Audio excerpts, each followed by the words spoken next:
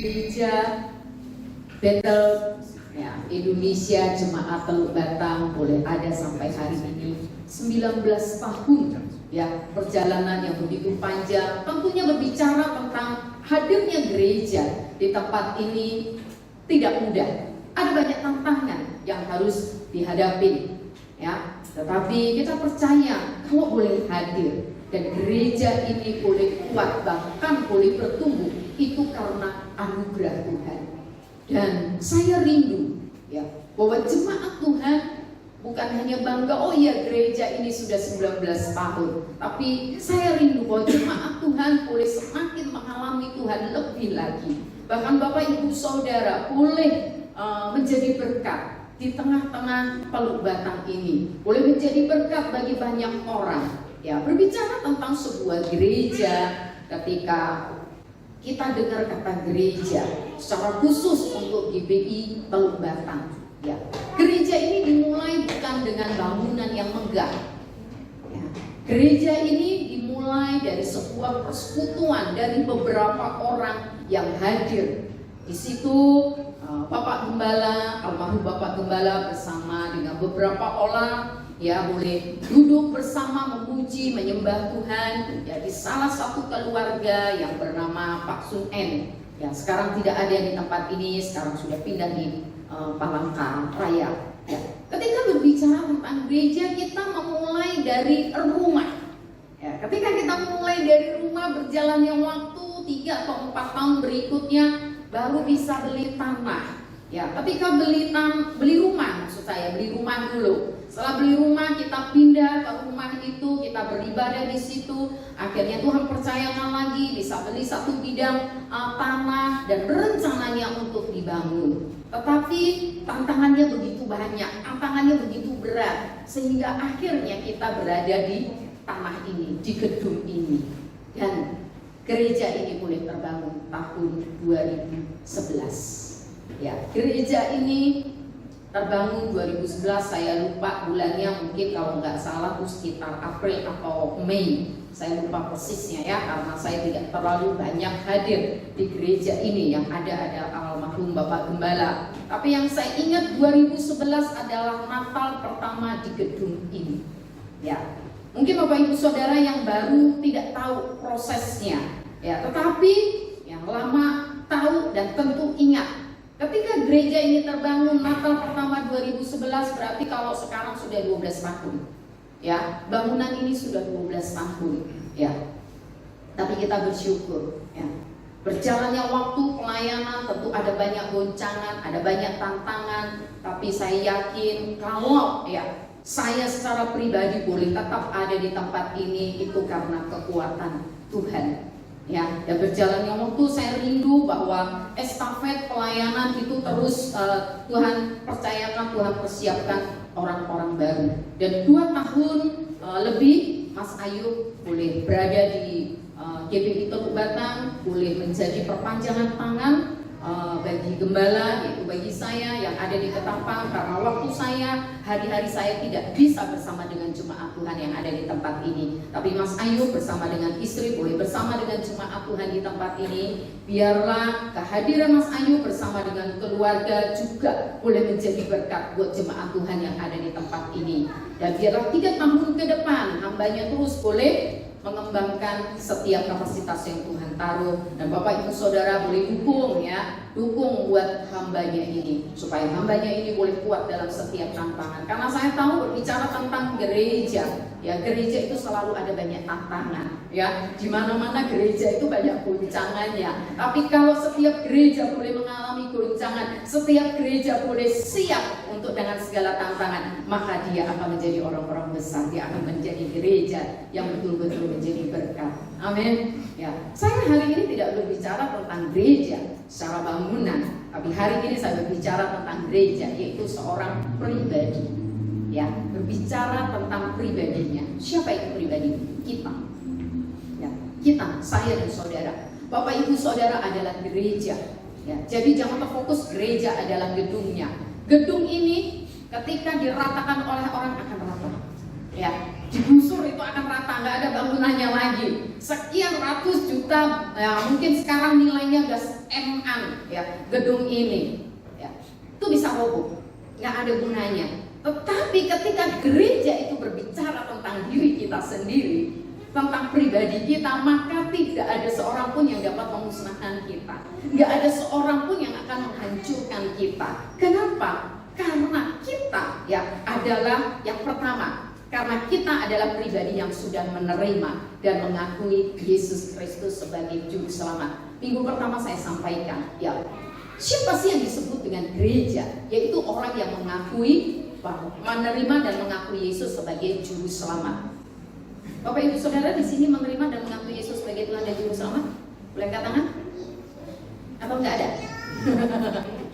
Saya yakin kita boleh ada di tempat ini karena kita sudah menerima dan mengakui Yesus sebagai Juru Selamat. Ya, sehingga kita punya komitmen, kita mau datang beribadah kepada Tuhan karena kita sudah mengakui Yesus sebagai Juru Selamat. Yang kedua, alasannya yaitu kita tahu akan panggilan Tuhan atas hidup kita. Ya. Berbicara tentang eklesia, yaitu kita dipanggil untuk keluar, untuk jadi berkat. Kita dipanggil bukan untuk diri kita sendiri. Ketika kita terima Tuhan Yesus sebagai Juru Selamat, bukan untuk diri kita sendiri. Tapi Tuhan mau agar lewat hidup kita memberitakan, kita membagikan kepada banyak orang supaya mereka juga menerima Yesus Kristus sebagai Juru Selamat. Kita harus keluar, kita harus beritakan tentang kebaikan Tuhan, tentang kasih Tuhan, tentang pertolongan-pertolongan Tuhan di dalam kehidupan kita. Kita harus bagikan. Dan mungkin kita berkata, saya nggak sekolah teologi, saya nggak bisa apa-apa. Ya, bagikan tentang bagaimana Tuhan sudah bekerja atas hidup kita. Ketika kita sakit, sampaikan, ya, bahwa kita sudah mengalami kesembuhan. Ceritakan kepada banyak orang. Ketika usaha kita ada dalam goncangan dan Tuhan sudah pulihkan, kita bisa ceritakan, ini loh Tuhan Yesus yang sudah hidup, yang sudah berkarya atas kehidupan saya. Bagikan kepada banyak orang. Ya, jadi ketika berbicara tentang sebuah gereja, yaitu pribadi kita, saya rindu bahwa kita boleh menjadi gereja yang dapat menularkan hal-hal yang positif. Next, ya. Gereja yang sehat. Saya kasih tema hari ini gereja yang sehat. Ya, kenapa kita harus jadi gereja yang sehat? Kita harus jadi pribadi itu yang sehat. Ya. Kalau kita sakit, maka kita nggak akan pernah bisa melakukan sesuatu buat orang lain. Ya, kita nggak bisa. Orang sakit itu nggak bisa berbuat apa-apa. Ya, minggu beberapa hari yang lalu, dari minggu yang lalu sampai semingguan ini ada jemaat di Ketapang itu sakit. Ya, ketika sakit dia nggak bisa menolong dirinya sendiri. Ketika dia mengalami kesakitan nggak bisa tidur, jam 2 dia WA kepada saya. Dia bilang, saya udah nggak tahan, Bu Gembala, saya nggak bisa tidur ini. Ya, sekitar jam 10-an saya datang udah lemes, sudah nggak berdaya. Saya bilang pergi ke rumah sakit, masuk rumah sakit. Ayo saya urus. Ya. Ketika pergi ke rumah sakit udah sehat, enakan. Ya. Ketika muncul penyakit lain lagi, dia nggak bisa berbuat apa-apa, tidak berdaya. Dan oleh sebab itu kita harus menjadi pribadi, menjadi gereja yang sehat. Bagaimana? Supaya kita boleh menjadi gereja yang sehat, yang pertama kita harus hidup selaras dengan kehendak Tuhan.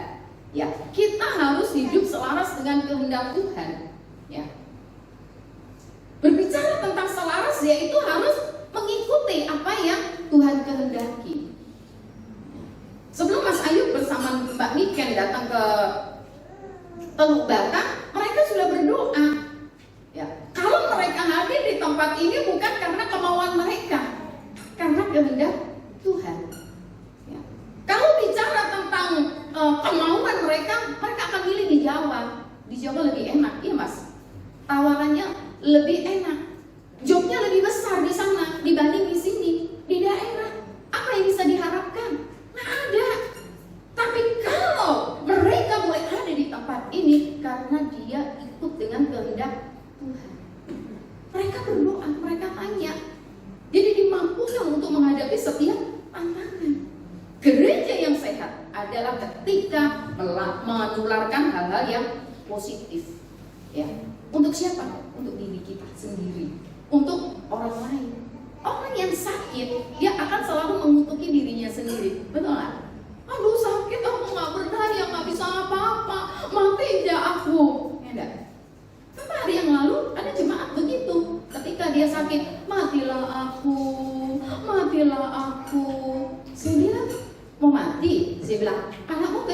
dia, kamu mau mati? Sudah, enggak Bu Gembala. Ya iya, jangan berkata engkau mau mati. Ya, sakit dia bisa berkata kepada dirinya sendiri. Bagaimana? Ya, dia bisa mengatakan, mengucapkan hal positif kepada orang lain. Untuk dirinya sendiri dia mau mati. Ya. Dan oleh sebab itu mari kita menjadi pribadi yang sehat, gereja yang sehat. Saya mengajak hari ini atau malam hari ini kita belajar kepada kisah salah satu murid Tuhan Yesus yang punya temperamen ini cukup luar biasa. Ya, orangnya itu pemberani, yaitu namanya Petrus. Ya. Petrus ini adalah orang yang pemberani. Dia adalah tipikal orang yang suka tampil di depan. Ya, dia orang yang siap untuk maju pertama kali. Tidak semua orang siap untuk tampil di depan. Biasanya sukanya jago kandang. Tetapi Petrus ini adalah salah satu murid yang cukup berani, sangat pemberani dia itu. Ya.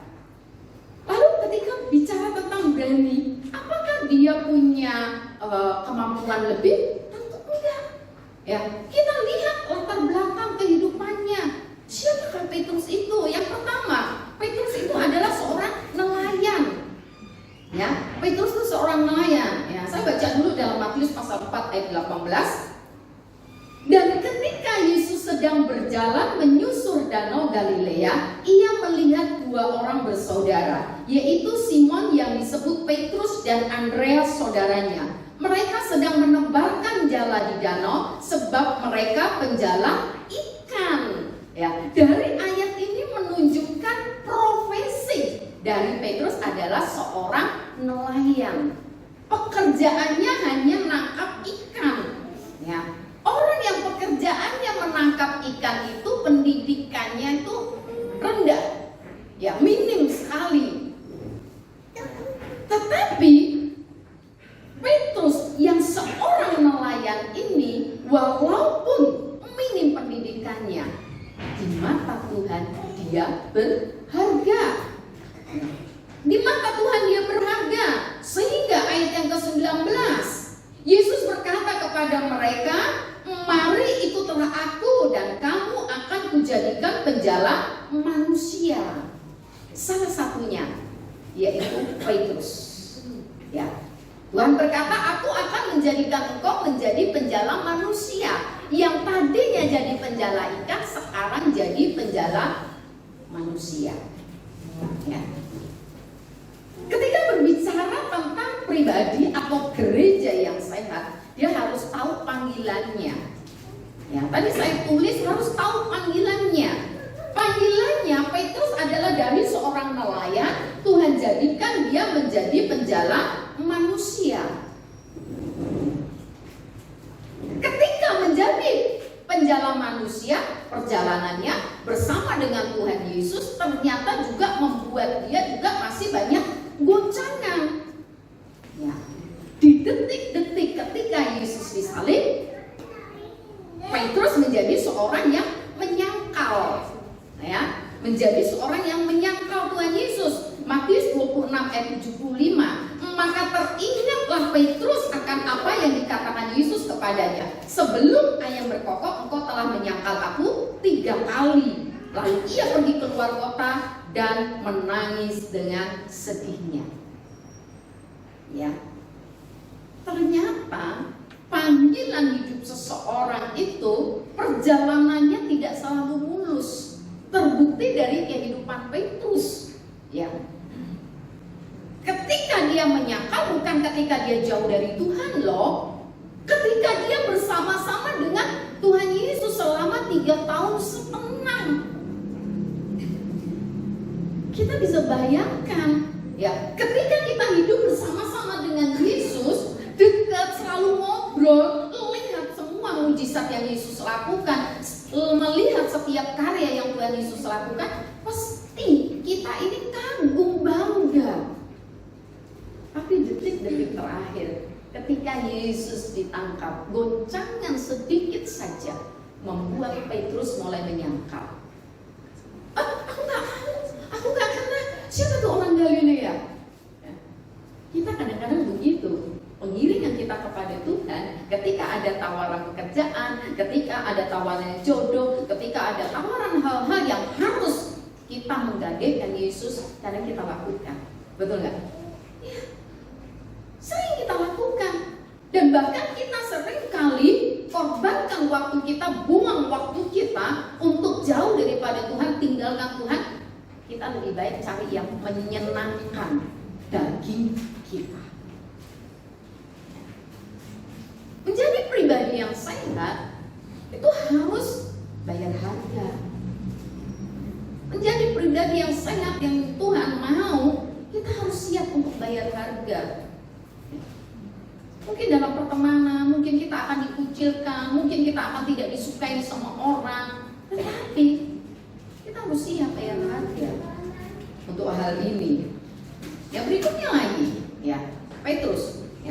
Petrus adalah seorang yang siap, ya, dipersiapkan untuk meneruskan tugas Yesus di bumi. Ya.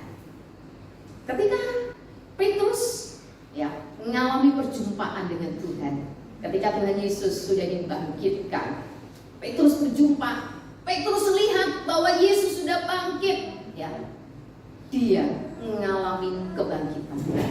Ya. Dia baru sadar, oh inikah pesan dari Tuhan, ya, sebelum dia disalib, ya, bahwa anak manusia pada hari ketiga akan bangkit. Baru sadar. Dan disitulah dia mulai mengerti akan panggilan Tuhan, bahwa dia dipersiapkan oleh Yesus untuk tugas yang lebih lagi di bumi ini. Bapak Ibu Saudara yang terkasih, ya, jika Bapak Ibu Saudara boleh menerima dan mengakui Yesus sebagai Tuhan dan Juru Selamat, mari, ya, ketahuilah panggilan Tuhan atas hidup kita. Ya, ketahuilah, jangan sampai kita meninggalkan Tuhan, jangan sampai kemudian kita, ya, tidak mengerti akan panggilan Tuhan dalam hidup kita. Oh, kalau gitu semuanya kita harus masuk sekolah teologi, ya, semua rame-rame kita harus jadi pendeta. Enggak, ya. Tapi ketika Tuhan panggil, Tuhan pilih kita, Tuhan mau agar hidup kita boleh menjadi berkat. Ya. Bulan yang lalu ada seorang anak Tuhan berjumpa dengan saya. Dia berkata begini, Ibu Pendeta, saya mau cerita. Saya rindu bahwa nanti kalau anak saya sudah kuliah semua, saya pengen melayani Tuhan. Kemudian saya tanya, yang Ibu maksud melayani Tuhan tuh yang bagaimana? Iya, saya mau berikan hidup saya untuk melayani Tuhan. Bukankah Ibu sekarang sudah melayani di gereja? Saya bilang, kalau Ibu sudah melayani di gereja, itu sudah melayani. Ibu punya anak-anak yang harus dirawat, dibimbing, sudah melayani. Ketika Ibu punya usaha dan melayani semua konsumen dengan baik, itu sudah melayani. Kalau perlu ketika dia cari suplemen yang Ibu jual, Ibu doain, Ibu sudah melayani. Jadi yang Ibu maksud mau melayani bagaimana? Saya mau berikan hidup saya untuk melayani. Saya bilang, siap untuk melayani Tuhan 100%? Saya bilang, kalau Ibu siap untuk melayani Tuhan 100% dan tinggalkan pekerjaan Ibu, di pelayanan gak ada duitnya. Saya bilang, iya, pelayanan gak pernah menjanjikan duit, gereja tidak pernah menjanjikan duit. Saya bilang, Ibu bisa stres dengan kebutuhan hidup. Saya berkata begitu. Nah, Ibu mau melayani yang bagaimana? Saya berkata begitu. Saya punya karunia ini. Ya ayo. Ibu di bidang usaha ini. Setiap orang beli dagangan Ibu doain. Pulang dia akan mengalami kesembuhan. Ibu udah melayani. Ibu sudah jadi berkat bagi orang lain. Ya, dan itu satu kebahagiaan yang Tuhan tahu. Saya bilang, nggak perlu mau jadi pendeta. Saya bilang, di dunia marketplace Anda bisa melayani. Jadi dia pikir, ini kok ada yang pendeta? Saya bilang, nggak usah jadi pendeta. Dia bilang, iya. Orang berpikir jadi pendeta itu enak. Enggak. Tapi kalau saya jadi pendeta karena panggilan Tuhan, karena Tuhan yang udah tentukan saya. Kalau suruh milih, nggak mau. Apalagi jadi gembala, ya Mas Ayub, ya. Tapi karena sudah penetapan dari Tuhan, Makanya tadi saya katakan bahwa gereja yang sehat kalau mau hidup selaras dengan kehendak Tuhan. Kehendak Tuhan itu nggak sama dengan kehendak kita. Siap nggak kita tinggalkan kehendak kita dan kita ikut kehendak Tuhan? Itu yang sakit loh.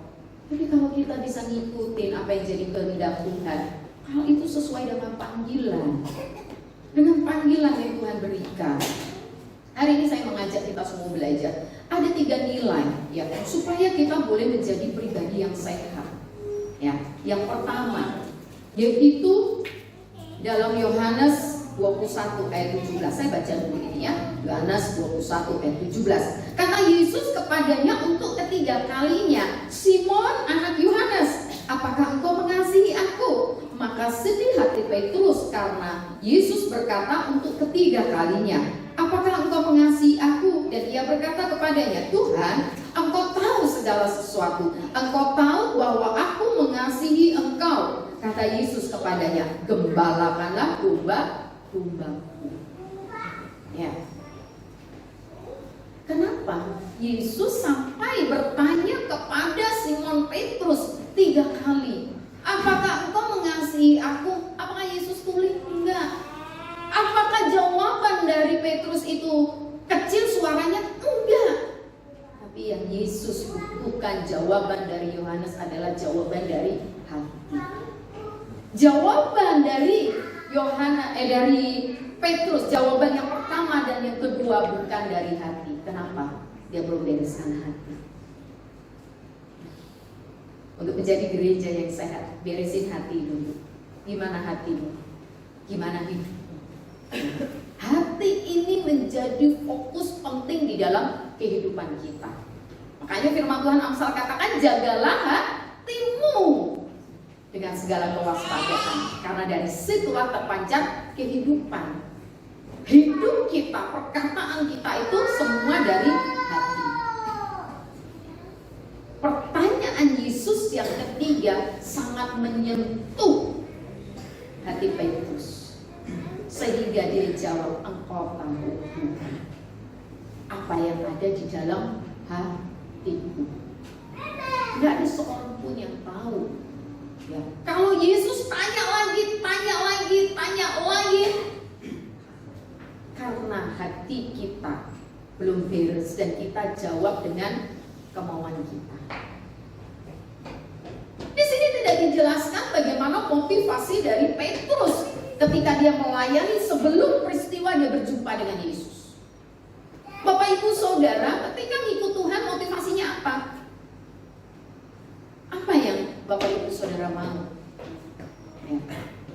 Kita ini kadang ya, hati kita yang tidak kelihatan sering kali dibungkus dengan hal-hal yang lain sehingga orang lain nggak tahu. Ya. Kita berkata aku melayani buat Tuhan, tapi hatimu bagaimana? Tidak ada yang tahu. Ketika kita menjadi anak-anak Tuhan, yang kita lakukan, ya, ini bukan hanya yang melayanin aja. Ya. Kita yang ada di dunia usaha juga. Ya. Ketika kita dagang, hatimu bagaimana? Hatimu dipenuhi dengan kelicikan atau enggak? Ya. Apalagi di dunia usaha ya, dunia dagang, kadang kelicikan itu banyak. Apalagi di politik, ya kan? Kelicikan itu banyak. Nah, motif-motif itu semua bersumber dari hati. Dan Tuhan mau temukan, ya, pribadi yang sehat itu dari hati. Kalau hati kita udah sehat, hati kita sudah beres, maka kehidupan kita akan menjadi kehidupan yang sehat. Mungkin Pak Dokter Iko tahu tuh, ya, kalau orang sakit pasti ada virusnya, betul nggak? Dikasih obat supaya virusnya mati, betul nggak Pak Dokter? Iya. Nggak akan dibiarkan virusnya itu menjalar ke seluruh tubuh. Ya, oh kalau belum sembuh kasih lagi obat supaya paten dikasih obat yang lebih paten lagi, ya kan? Karena virusnya mau mati. Perlu kita bereskan hati kita supaya kita boleh menjadi pribadi yang sehat. Ketika kita melayani dengan sehat juga, ya. melayani di gereja, di rumah, ya, di dunia masyarakat. Kita harus. Yang kedua, nilai yang kedua, sehingga kita boleh menjadi pribadi yang sehat. Kisah Rasul 1 ayat 14. Mereka semua bertekun dengan sehati dalam doa bersama-sama dengan beberapa perempuan serta Maria ibu Yesus dan dengan saudara-saudara Yesus. Ya.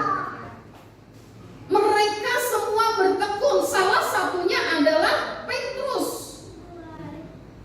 Petrus mulai benahi dirinya, dan ketika dia dapat pesan dari Tuhan, dia berkata, di ayat ini dikatakan mereka semua bertekun dengan sehati dalam doa bersama. Ya. Tekun dalam sebuah penantian. Ya. Untuk menjadi pribadi yang sehat. Ya. Menanti sesuatu itu banyak kali ya orang tidak sanggup, tidak bisa bertahan. Tapi orang yang tekun ya dalam menanti setiap janji Tuhan, dalam menanti setiap kegenapan dari apa yang Tuhan sampaikan buat kita, itu adalah hal yang penting. Gereja Teluk Batang boleh terbangun.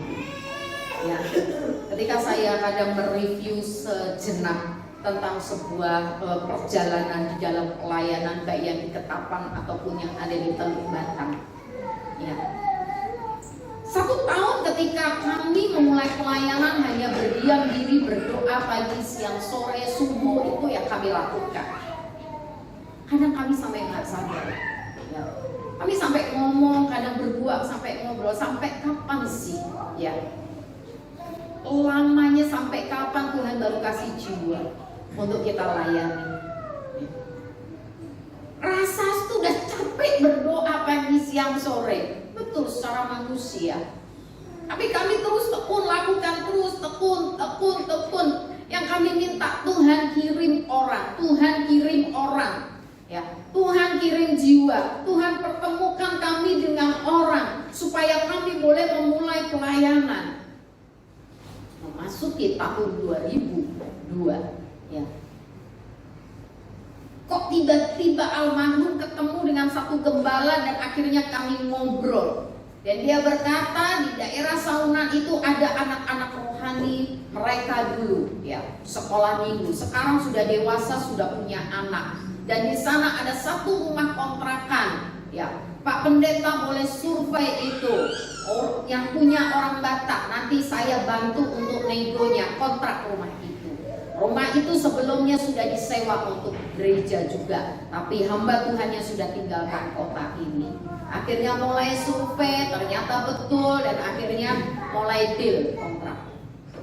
Ya, kita memulai pelayanan. Kemudian almarhum mulai lagi berdoa, Tuhan, karena sering lihat Pak Kenny itu jiwanya sering buka pelayanan ke daerah-daerah. Jadi almarhum juga, kapan ya Tuhan percayakan ke daerah lain? Saya bilang kayaknya sama deh, ujung-ujungnya jawabannya doa saja. Ya, kami berdoa supaya Tuhan bisa percayakan pelayanan ke tempat lain selain dari Kota Ketapang. Kenapa fokusnya Kota Ketapang? Karena waktu itu Kota Ketapang itu adalah kabupaten. Ya.